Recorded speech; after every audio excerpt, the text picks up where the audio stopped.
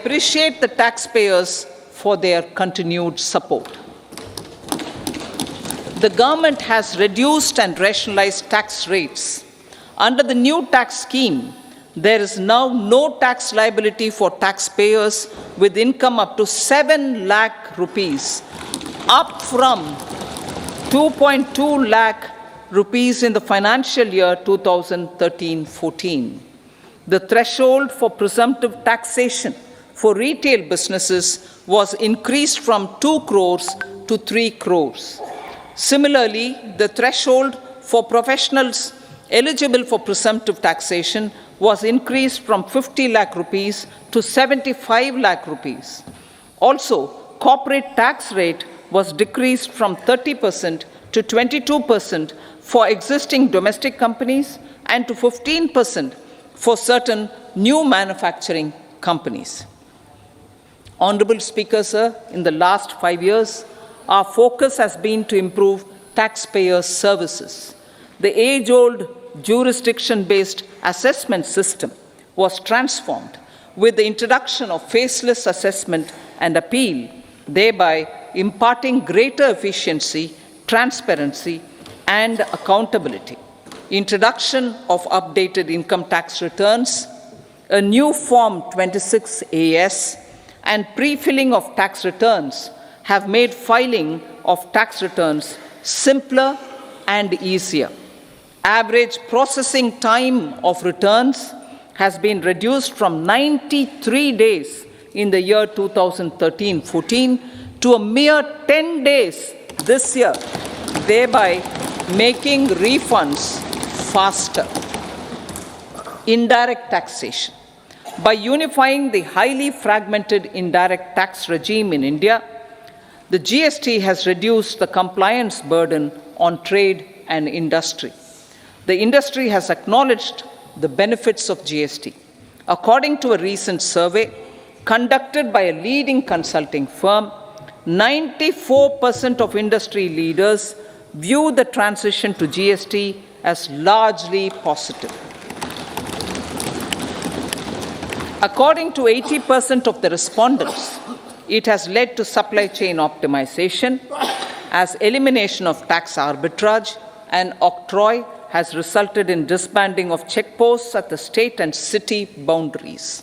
At the same time, tax base of GST more than doubled, and the average monthly gross GST collection has almost doubled to 1.66 lakh crores this year.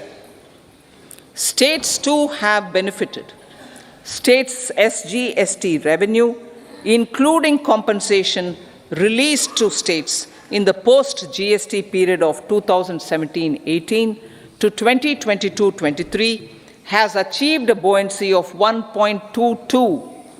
In contrast, the tax buoyancy of state revenues from subsumed taxes in the pre-GST 4-year period of 2012-13 to 2015-16 was a mere 0.72.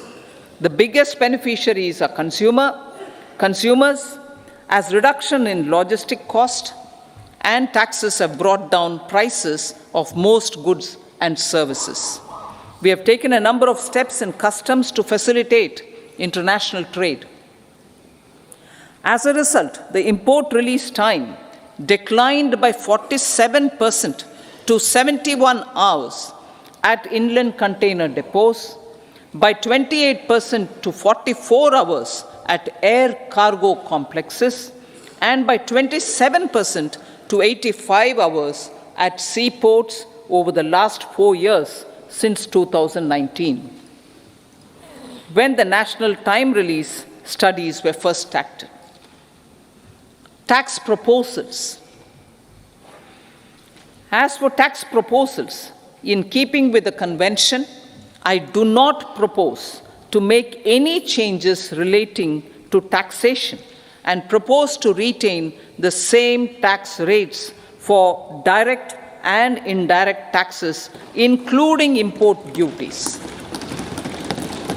However, certain tax benefits to startups and investments made by sovereign wealth or pension funds as also tax exemption on certain income of some IFSC units are expiring on 31/3/2024. To provide continuity in taxation, I propose to extend the date to 31/3/2025. Moreover, in line with our government's vision to improve ease of living and ease of doing business, I wish to make an announcement to improve taxpayer services. There are a large number of petty, non-verified, non-reconciled, or disputed direct tax demands, many of them dating as far back as 1962, which continue to remain on the books, causing anxiety to honest taxpayers and hindering refunds of subsequent years. Honorable Speaker, sir, I propose to withdraw such outstanding direct tax demands up to 25,000 rupees pertaining to the period up to financial year 2009-10 and up to 10,000 rupees for financial years 2010-11 to 2014-15. This is expected to benefit about 1 crore taxpayers. 1 crore taxpayers would benefit out of this. Economy then and now. In 2014, when our government assumed the reins, the responsibility to mend the economy step by step and to put the governance systems in order was enormous. The need of the hour was to give hope to the people, to attract investments, and to build support for the much-needed reforms. The government did that successfully, following a strong belief of nation first. The crisis of those years has been overcome, and the economy has been put firmly on a high, sustainable growth path with all-round development. It is now appropriate to look at where we were then. I repeat, it is now appropriate to look at where we were then till 2014 and where we are now, only for the purpose of drawing lessons from the mismanagement of those years. The government will lay a white paper on table of the House.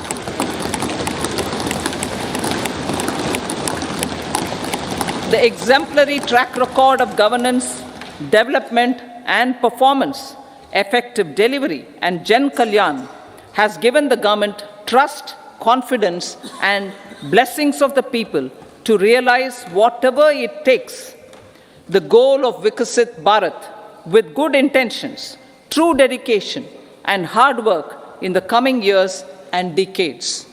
With this, Honorable Speaker, I commend the interim budget to this august House.